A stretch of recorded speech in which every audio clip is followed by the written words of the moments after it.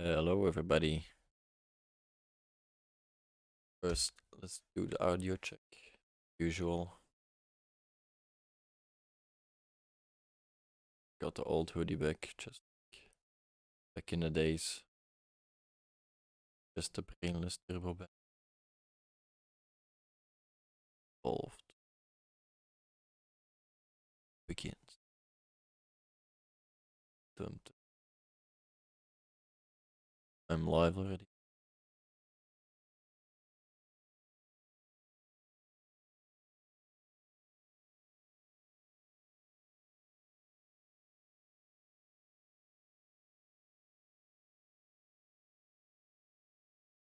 Guess it's okay.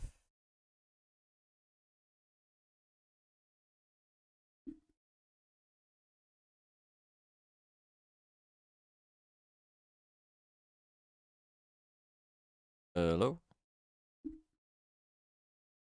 I think I went in the wrong direction. This is a bit higher, I think.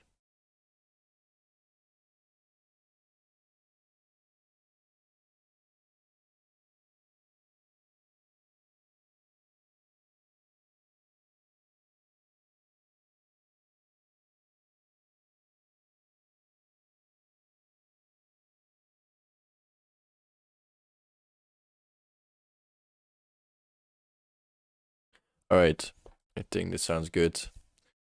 So, today we're gonna talk about, today is episode 5 of the BTB Sodcast. So, the shotcasts are ones that I want to do alone. The podcasts are the ones that I want to speak with people and other opinions. So today we're going to discuss the concept of ownership, especially over our own careers. As the way we approach these, or the way we should approach our ownership of our careers, has changed significantly, I presume, or I believe. So we have 5 questions that I want to talk about today. First question will be, how have careers changed in the last few years? Second question will be, why should we care about making a career? Third question is what does ownership mean and how does it apply to our own careers? Fourth question is there a method to quantify meaningful work? And our last question, or subject for that day or for today, is how does it look for my job or for my career? So I'm just gonna make a quick intro. Like, hey, this is BTB Sodcast. We're going live right now, and I'm just gonna upload this to Instagram. Ah, shit. Oh no, I did not do it right. Oh, like this. Where does it work? I don't know. It's bugged. Yes. Just like that, I cannot record my story. Just to let people know I'm live. So this is BTB Shotcast episode 5. We're gonna talk about career paths and especially the ownership we take in them. So join in now, and I'll see you guys later. Yeah, this is getting really cheesy. But anyways, I think it's way easier than being able to edit the links and stuff. Maybe I should have done it, but anyways, it's in the link before. So first question for today. Sorry if that was too loud. First question of today. How have careers changed in the last few years? So we talked about this before. The job market is shifting. Employers are becoming more dependent on their employees to get the actual work done. And this is because there is a smaller pool of workers to pick from, which in turn creates competitiveness for the good candidates, or the people that actually can fill those positions. And because there are more open positions nowadays, the work that has to be done relies or comes on the people that are still working there. So generally speaking, those people are a bit fed up of doing more work than they used to, and are in turn now doing less work than before Corona, I would say. This can obviously change or be different for depending on what kind of job you're fulfilling or what kind of job you're doing. But I think overall, generally speaking, there is lower overall work that is being done by people. So today we have a greater emphasis on our skills development, meaning that if we are adaptable and we are flexible to our changing work environment, this is a great benefit. But also our ability to learn and get new skills picked up quickly is also very true, because a lot of people are switching nowadays, and if you can enroll or get enrolled quickly in the position that they are positioning you, or that they want to fulfill you, then it's also a very valuable skill for them, as they have more return on their investment sooner than later, because everything is now happening in the short term more quickly. So employers are also looking for employees that can get their money out quickly and don't have to invest too much money in them in order for them to be getting money for them in the short term. So more focus on the short term, and employers are more critical of their employees because they have to get the money in more quickly than we used to, because people are shifting quicker. So I talked about the people that remain there, so the employees that sticking to the company, that are actually working there, have also gained more awareness about their work-life balance. So this has led them to optimize their balance in this way. So overall, the employees that are present are also doing less work in amounts of raw total hours worked, I would say. So this means they can be working faster from home, for example, but I think a lot of people working from home are working less than a 9 to 5 job used to be back in the day, or at least time invested because of travel and stuff also, and breaks. So overall, I think people are spending less time in work, and this can be equally efficiently, or in some cases maybe more efficiently, but overall I would argue that there is less hours of less raw hours of total work. So this means people are just working generally less. For the employees that are working, this usually means, the more flexible hours, they can work at home, they don't have to move everything, and there are more realistic target sets, so people get smaller projects and are not fully loaded onto to get the most out of their work experience. So this is because of burnout. People are being less packed with stuff and are being less overloaded. So as I say, overall decline in total hours spent working. And this might actually correlate with the drop in overall work done. But as I said, some people can optimize the way they're working. They can get the work done that they would normally do in a day in maybe half a day at home. And then they use the other half to do other stuff. This can be work related, but maybe for the younger ones out there, we tend to spend this other time on things outside of work. So I think the overall work realized will not be greater than before. Anyways, both ways, as we can see, this means that people are just generally less engaged with their primary work.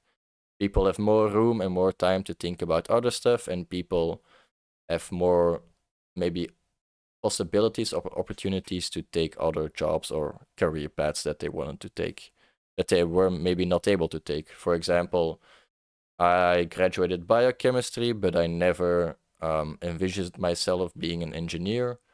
And right from the bat, I actually got a job in an engineering position, and that's how I got into automation engineering. And long story short, I'm basically nowhere near where I should be in terms of what I learned throughout my years. But this doesn't mean that I'm less happy or less content with where I am. I think it's a great opportunity that I took, and it put me on a different path in life that I would never envision myself doing. So it does not mean that we are essentially less productive. It just means that we can be more productive, or not the most productive as we envision ourselves, or people envision ourselves to be in that moment. For example, if we're working from home and we only have to work 4 hours to get the work done that we used to do in 8 hours at the sitter itself or at the bureau, then now we have these 4 extra hours that we maybe not fully optimizing. We're just chilling, slacking, laying back a bit.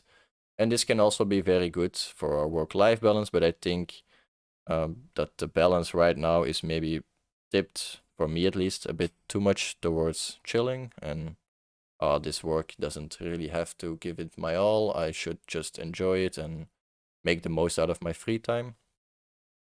So I think this has especially changed in the younger generations, that people tend to overvalue their free time and don't put in as much as work or hours that they should or could. And I think this is a problem, or not a problem, but just some development that's happening with the younger people that eventually will lead to a different kind of job mentality, I believe, in all of us. So that's a bit all over the place that I started. But anyways, second question, why should we care about making a career? So the obvious one, I think, is that we all have to get money in order to survive. Most of us tend to value this as their primary focus. Getting more money equals having a better job, in theory, I would say, because we want to make as much money as possible so that we maybe can retire as soon as possible, or that we can do our own thing, our business, or our personal goal that we want to achieve as soon as possible, or even quicker if then possible or imagined. So whatever the reason, I think this is a very natural one, or how we grow up in our society, that we value having money, and money equals opportunities and in some sense, but we all got this kind of baked into our memories or in our brains that more money usually equals a better job, or a better or a more prestige job that not everybody could get, as this is normal, because if everybody earns more money, then more money is normal money. So that's just how it is.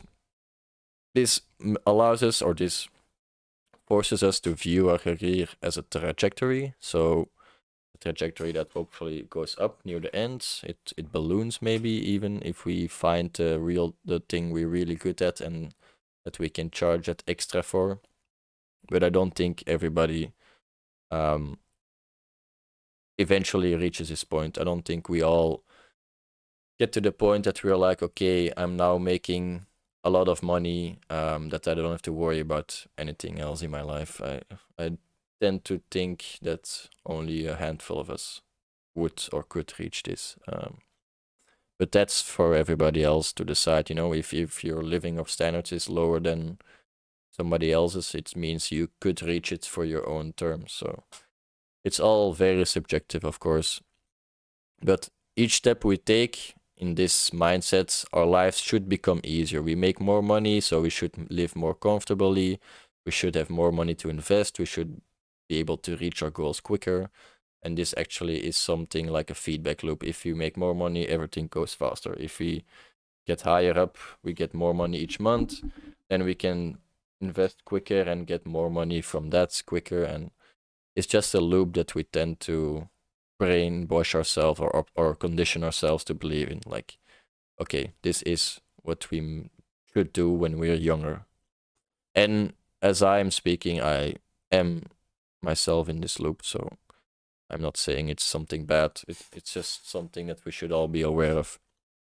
But a career can also provide us with a sense of purpose, of course. And I think purpose and personal fulfillment, this tends to become more valuable when we get older. So if we have experienced life a bit more, if we have worked a bit more in life, then we are able to value these kind of parts of the job more heavily, because we already have the money we wanted, and we maybe already have done the dreams we have dreamt of. So there is maybe just less to live for, and more like, okay, we should make this money so that we can give it on to the next generation. I don't know, because I'm not in that stage yet, but I assume it's something like that. We are just comfortably in that moment. We don't have to. Don't want to change anymore. Usually, we believe that we have reached our full potential yet. I don't know if this will hold true for me in the future, but I think this is kind of the mindset that older people, or like people more mature people, tend to believe in or experience this. So usually this means that the older we get and the more mature we get, the better we get at a skill, a job, or a project, and that we eventually mastered this part of life or whatever over these years that we worked or did put work into it. And I still believe that we all, or I do believe that we should all envision this at least as the end goal for our career path. It does not mean that it's the end goal for whatever we do in our lives, but I would say if you want to achieve a career in, let's say, automation engineering, then you can say, okay, in 10 years, I want to be the head of automation in my company, for example. And if I'm not that, or if I don't see the opportunities for me to happen to be that in 10 years, then I maybe should change jobs into an environment that does allow for me to be there in 10 years. So envisioning this end goal, I think, is very important. It does not mean that we can only have one career path. I think we can have multiples, as people have multiple jobs sometimes, or multiple projects or side skills that they are working on. They can be simultaneously or not, but I think eventually we all have to envision this goal where we are satisfied no longer with the money, but that we are satisfied with the work we're doing. And this might come sooner or later for everybody else. It's just a matter of finding the things that gives you fulfillment, I guess. So we should not be content, I think, with our current job until we're at that point. If we're not there yet, or if we don't see the possibilities, or if we see that this job that we're in would not lead towards the end goal that we envisioned, I think we should not be too bothered by taking drastic changes. We should not be forced or trapped into a job that we eventually don't see ourselves doing longer than a few years in the short term, maybe just to get around. But if you do not have a vision for your job or where you want to be in 1 or 2 years, I think we should all change jobs. So at this point, you should keep pushing forward and focus yourself maybe on getting more money if you're not sure about what you want to do. If you don't have this end goal yet, I don't think it's bad to have as a preliminary goal to optimize your income, because this can gives you a good basis to what you want to look, or to the place where you can look for the opportunities that you want to have, or the job that you want to fulfill. And I don't believe it's like selling out. It's just we all don't know from the start what you want to do.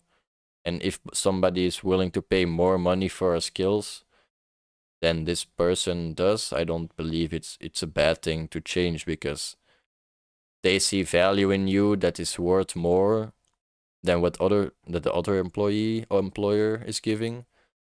So if they see more value in your skill, it means that you are in a niche or in an area that can pay you more money. It's just simple as that. If people want to pay more money for your skills, you should look into that, because why would they pay more money than this guy?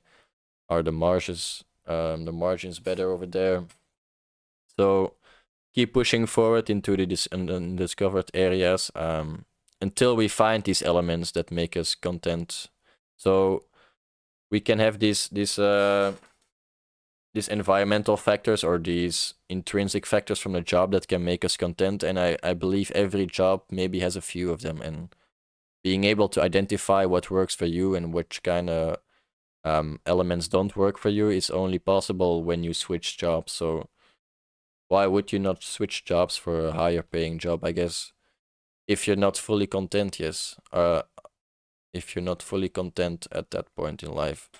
So that's just how I'm feeling right now. I don't know if that's the right feeling, but I guess we all just have to push forward and don't be too hesitant to make changes, because we all fall prey to being very habitual creatures. We all like to do the same things over and over, but at some point we also all get tired from it. That's a bit duality, I guess.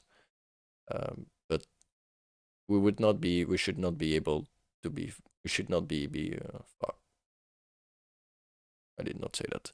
We should not be afraid to try and change new things, I guess. Even if it does not work out, you most of the times we can always go back to our previous jobs or whatever, something similar that we already done. We can just say, okay, we have experience in that. So that was it for the second question. Let's dive into the third question. What does ownership mean, and how does it apply to our own careers? So I haven't talked about ownership, I guess. And by the way, if anybody has a question, you can always drop it in the chat, in the Discord chat. But third question, so what does ownership mean, and how does it apply to our own careers?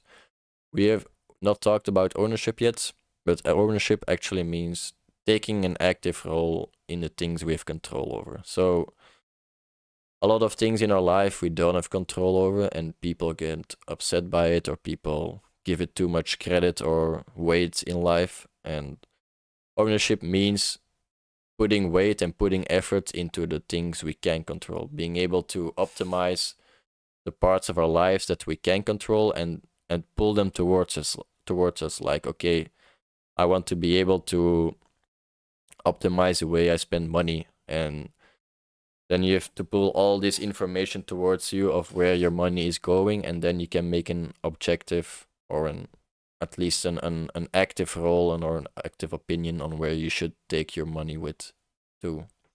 So this can be related to our personal lives, like I just said, but this also goes for our professional life. I think our professional life is just an extension of ourselves or our normal lives, but it's actually a distillation or an distillation of our best skills, something that trips down, that is the core belief or the core skill that people want to pay for us. It is literally the things that people value in us, that they are willing to pay for us to be able to be part in their project or their dream. And this is how most of their early or junior jobs are. It's being paid to fulfill a task in somebody else's dream, and that can be very interesting or like very meaningful for you if their passion resonates with you. For example, if you don't feel an attachment to the project or the team that you're in, or to the job that you're doing, you will never feel this passionate or this dream that they are envisioning, and you're just being part of their dream. So this is something that we have to realize, and you can always hope that something becomes your dream, but if it doesn't resonate with you from the start or from the first years, then I think it might never happen for you, and people might get stuck in this, like living a 9-to-5 job and thinking it's the only thing they can do because they have been trained for it, and they only got experience in that area. I think about to change for the third time again my area of expertise, I would say. So I'm just starting over fresh, like if I take the other job. I don't know yet. But if I'm just if I'm just talking for myself, I think I've changed areas a few times. So how do I see ownership, and especially related to our careers? So I see three things that we should be aware of when we want to be able to take control of our career path. The first one is understanding our strengths and weaknesses. I think this is helpful in any aspect of our lives. We need to be able to understand what we can bring to the table for employers. Like, what do they need and what do they want, and how can I provide it to them? How valuable is the time and the resources I can give to him for him? And then you also have to make this question for yourself, like how valuable is their needs and their time asked for me to me? Like how much do they pay me? Is it worth enough?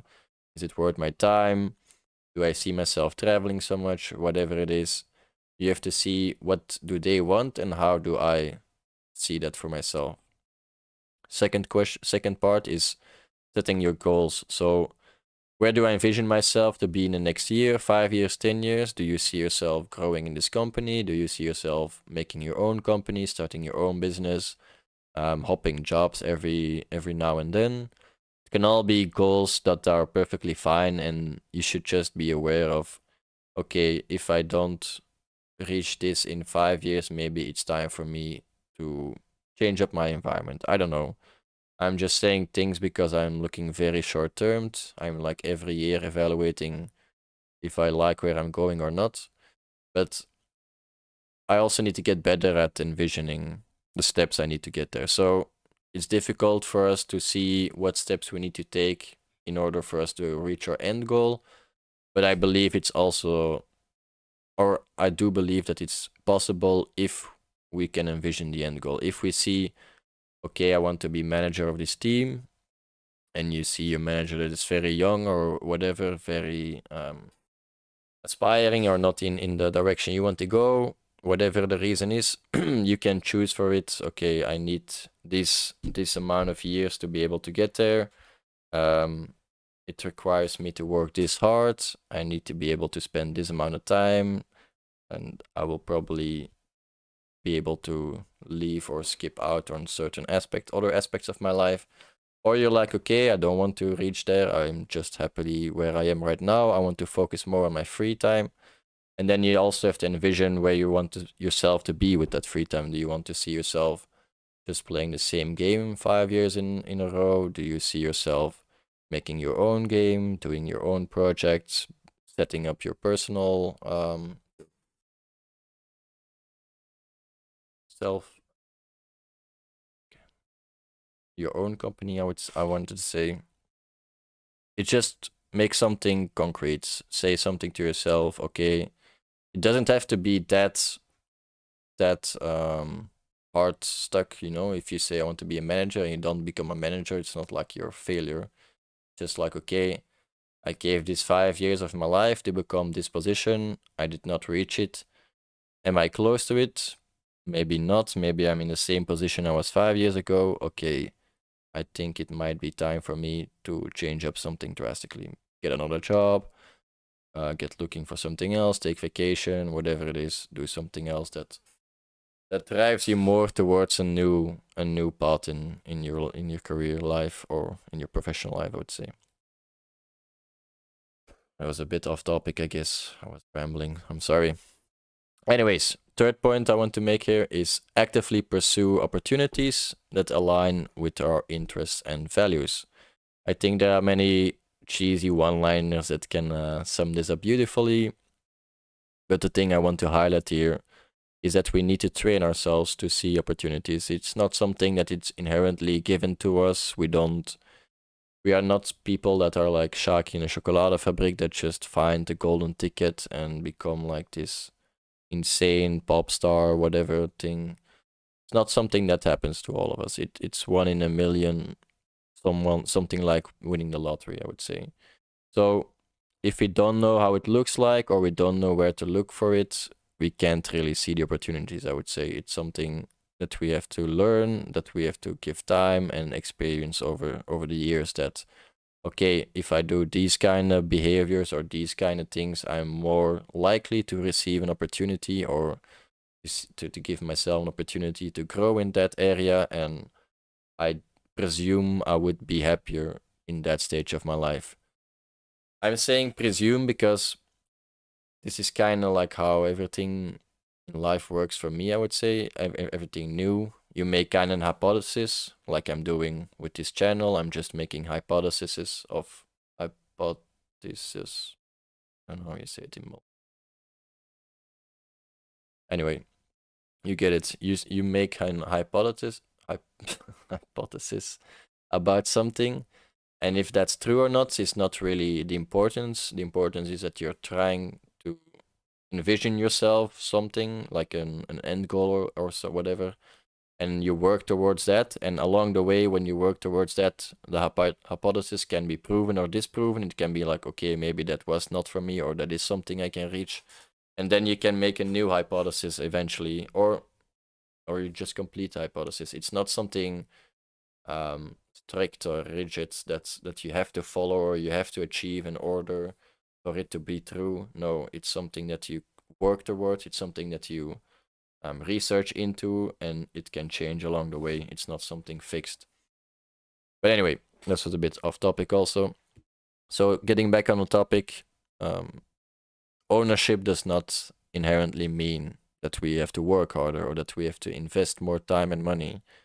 It is envisioning this path, this end goal, with the least resistance and the best chance of finding these opportunities that we're looking for. It's looking for the path of least resistance, and it's something universal, you know.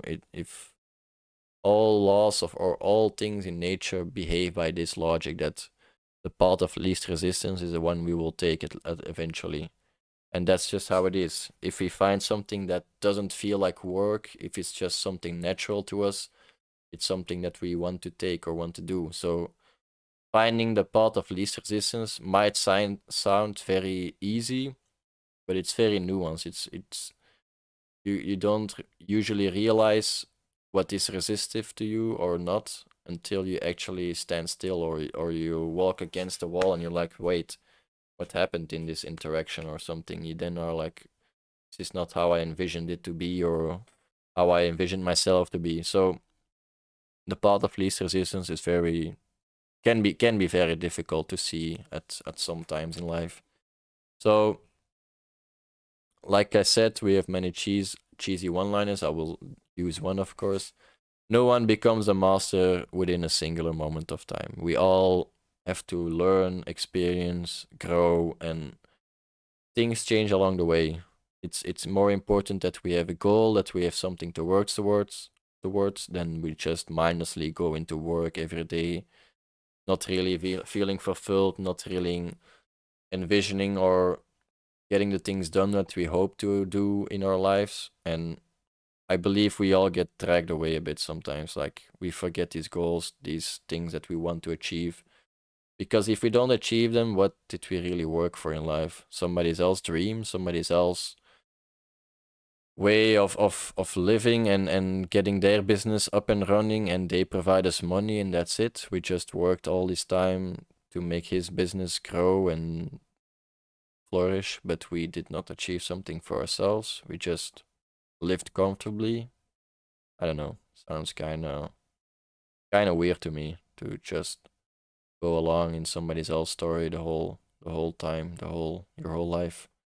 So I think it's important for us with this ownership that we are also confident, that we know what we want, that we are able to act on what we want, and that we can make the career decisions that we want. Some things might not be in the best interest of other people, because every decision we make has an impact on other people's life. I think we all realize this, and we can claim or do some or say something else from, oh, because of this guy my life is going this way. But eventually, it's like I said, some parts you do not have control over in your life, some parts you do have control over. It's about the parts that you do have control over. What are you doing with it? How are you optimally using it? Are you making the right steps, the right moves to get where you want? So each decision inherently has impact on other people's life, because that's just how it is. There's nothing that only impacts your own life. If you throw out a plastic paper on the ground, you might think it's just something you did, but somebody has to pick it up. You've impacted somebody else's life in that way. So even the small things impact other people. And it's not that they are wrong to have these opinions. People, like I said, do have feelings and are engaged with things they cannot control, and that's their normal way to respond, I would say, or it is our normal way to respond to such things, because we are not aware at all times what is and is not in our control. We let our emotions be taken by somebody else's actions or somebody else's decisions, and that's not that we are wrong or that they are right. It's just that we are not aware of what we do and do not have in control of our own life. So I think we all should remember that, because sometimes we can get trapped in this kind of ideas, in this kind of way of, oh, I should do this because otherwise these other people will not be able to follow or do their jobs correctly, or they will all fall. I think, yeah, I think, like I said, we should be just aware of what we do and do not have in control. So I believe for our career paths, at least, that our primary objective should be to strive or envision something that we can do without needing money, without that us needing to know that we are making more money now than our previous job. It's something that just makes us feel like we belong there and that we are the best fit for that part. So how do I see this? If someone can do the job, like for example scanning items in the store, then that's very good. That's very awesome for them. They might like it, they might not like it. That's not what I mean. It's just, if I would be there and I would see that, I would be like, okay, maybe there is a better way. And then somebody thought of the self scan out. It's just one simple thing that they thought of at that point in life. They had the opportunities, they had the possibilities to implement this, and they just took it. They were like, hey, let's optimize this area of life. It's for everybody better. People don't want to interact with each other all the time, and this makes it easier or more cheaper for us to be able to put in less people at work there. Might sound a bit cruel what I'm saying, but it's just an example. Like, if you feel like you're doing something that belongs, that envisions you in the greater story or in the greater part, that you are part of this greater picture, I meant, go for it. Like, these things are the ones that we really live for, and if we do not follow these kind of cues in our life, we will never get to the points that we want to be, I think. You will never find a job that satisfies you or that can be enough for you if we don't follow these cues in life. So to everybody out there, if you do feel like chasing something or trying something, just go for it. You know what's the worst that can happen? You waste 2 years of your life, but how would it otherwise have looked like? Not everybody, or everybody is at some point in their life wasting their lives with a job that they don't want to do. I don't think anybody finds a job immediately. So anyway, I think we've talked about this enough already. So fourth question, is there a method to quantify meaningful work? So we talked about all these factors that influence how we view work, how we could envision ourselves working. So I want to quantify meaningful work. What does it mean, and what number can we stamp on it? So the things we've talked about for meaningful work for me are years of work experience. So the amount of years we have worked depends in what kind of branch, in what kind of area we are falling. Younger people tend to optimize, or tend to optimize making money, and I think years of work experience can give you an idea of what kind of amount of money you can expect to get. Second parameter, or second thing I want to add in this formula, is the raw time invested in work each month. So how much time are we actually commuting to work? Are we spending on work? Are we actually working? So the third parameter would be the monthly amount of money that we get to spend for ourselves. This is after all the living expenses, after all the food that we have to buy, after the taxes we have to pay.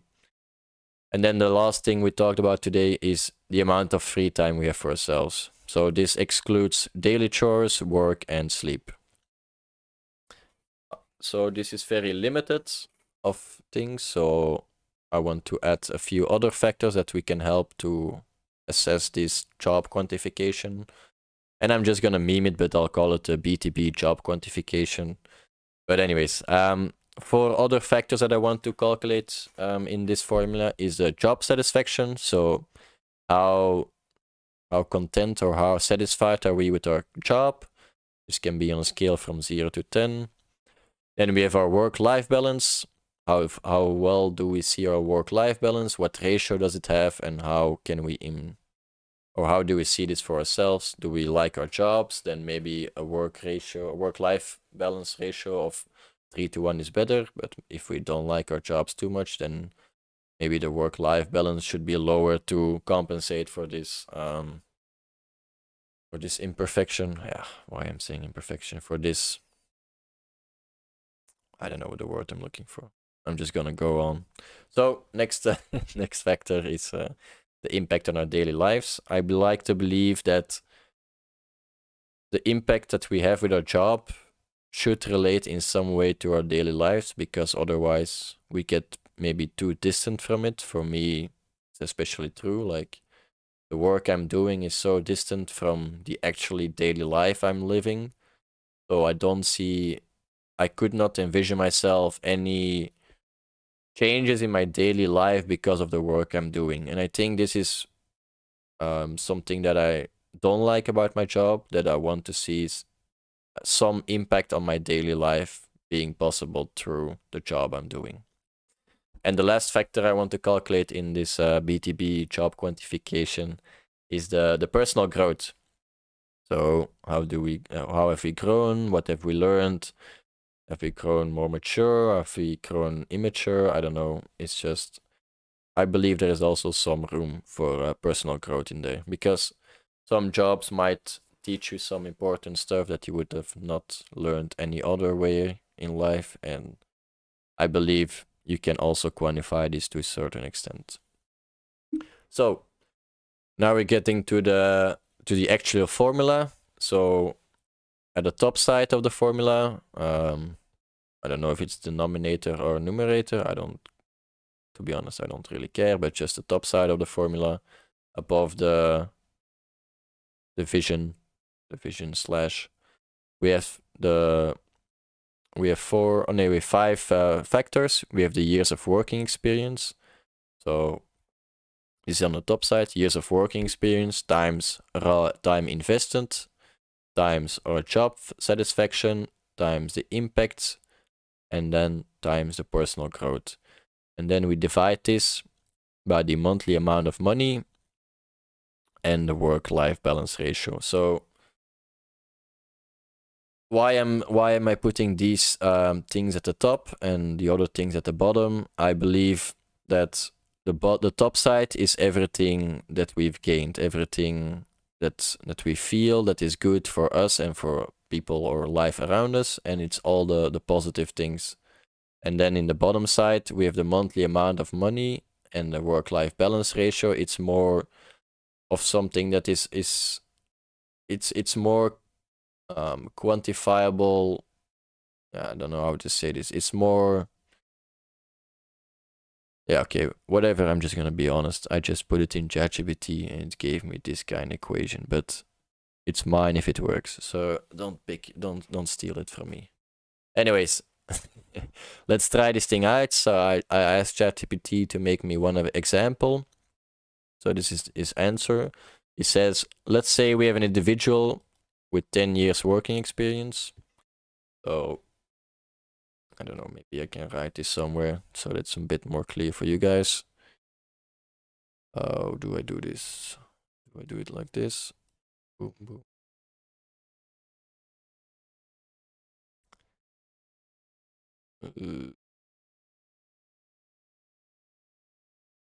I'm sorry. Don't know how to do this. Can I do it like this? Oh, okay. Boom, boom, boom, boom. All right. So we have our paint here. Hello. Okay. We have our paint here. So first, let's say we want to do meaningful work. Meaningful work, yeah, whatever. I'll just call it MW from now on. So this guy has 10 years of working experience, so that's a 10 in the top, times, let's say he works 180 hours a month.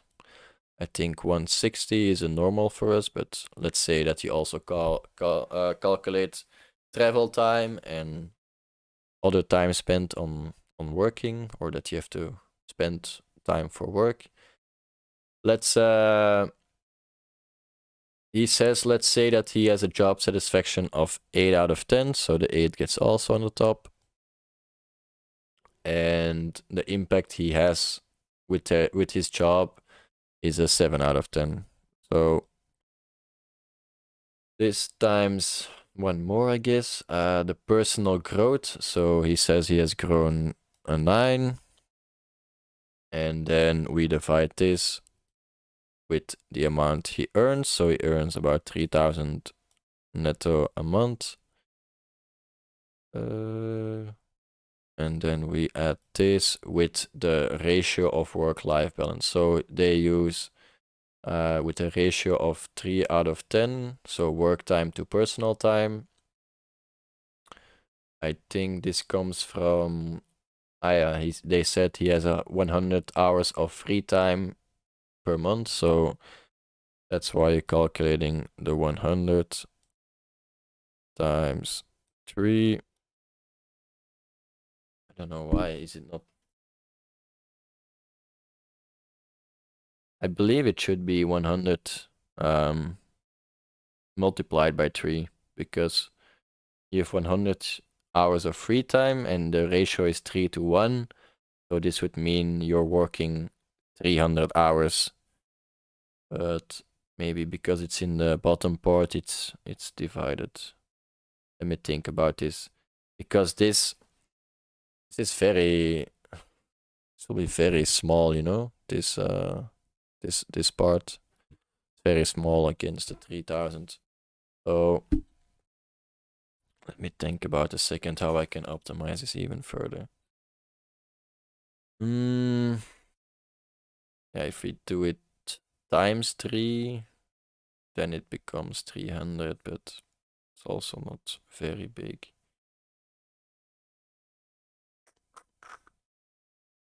Anyways, let's just use this example, I guess. I have to refine the BTB job quantification formula, but basically, if we calculate this, we become 907.2. So what does this mean? This means nothing. This is just a number, and it doesn't mean anything until we have something to correlate or something to compare it with. I'm sorry. So let's do something for myself, and then we can see how the comparison looks. So if you want to do the meaningful work for myself, let's say I have 2 years of experience. I would say I work about, normally I should work 160 hours a month, but let's say I work 100 hours effectively at per month. I think this might be a fair, something more of a fair estimation of what I actually work each month. So the next one is job satisfaction. I think for me, I believe this is a strong 7. So I'm not that unhappy with my job. Also, we have the impact of our work. I think this is it's something lower for me, maybe a 4, because like I said, I'm pretty distant from the actually work I'm doing. The things I'm doing as a work will never be able to show in my daily life. It does not reflect anything into my daily life, so I don't think it really satisfies myself a bit, or as the impact to that extent. Sorry. And then the personal growth, I would say I have learned some things, but not that many things. So I would also give it a strong 7. And let's divide this now by, I think I make about 2-3 netto a month plus. So I think I have a lot of free time compared to work time. So maybe the ratio is more 1-to-1 for me. So let's say I'll just do plus 110. Okay, well, 100 times 1, I guess. So it's just plus 100. And then I would have something like, I have not calculated this yet. 2 times 100 times. Oh, by the way, this was also the 5th question, how it would look like for myself. So already doing that. Calculating very badly. 2 times 100 times 7 times 4 times 7. This is 39, 200. And then we divide this by 2,400. I don't know why I had to take in middle step, but anyways, do this like this. And this would become 3,000, 2,400. This would be 1633. So now we have two numbers that don't completely mean jack shit. I don't have any clue what we can do with it. The only thing I can think about what we can do with it is compare it for ourselves. So I guess it's a bit difficult to compare to others, especially because we all have different interpretations of how happy we are and stuff. But if we do this for ourselves and we say, for example, we do this every few months, every 2-3 months, then maybe over time we can think of something that a scale that might reflect how happy we are. So if I analyze this 16.33, I think it's because the top factor for me is, I don't know how we got that. Oh yeah, yes, times 10. Yeah. There's a lot more emphasis on the top side. So I guess the higher the number, the more happy you are with your job, I guess, because you're being older, you're working much more, you're still happy, you're still feeling fulfilled, and you still have an impact. So if the top side is larger, then you will have a higher number here. So if you're higher than 16.33, then it means that you're happier than me, I guess. That's just how it is. This guy is insanely happy, actually. Wish I could be this guy, I guess. But anyways, if this becomes larger, so let me say if I earn more money, then I would be less happy. So, the formula needs some optimization, I guess. I'll have to think about it. Maybe I was too quick with this one. But anyway, I think the last part was maybe not that interesting, the last two questions, but just wanted to have a bit fun and see if we can quantify this. Maybe there's a better way to quantify this and make a formula that works for everybody so that we can compare to each other. But if higher than 16.33, GG. You're happier than me. Anyway, it was maybe not the best endo to my BTB Sodcast, but it is an episode for the books, and that's all that really matters for me, because I have zero interest in saying some useful shit right now. I'm just keeping you here trapped, listening to nothing, because we all are nothing more than what we are now. That's where I get you. See you in the next episode.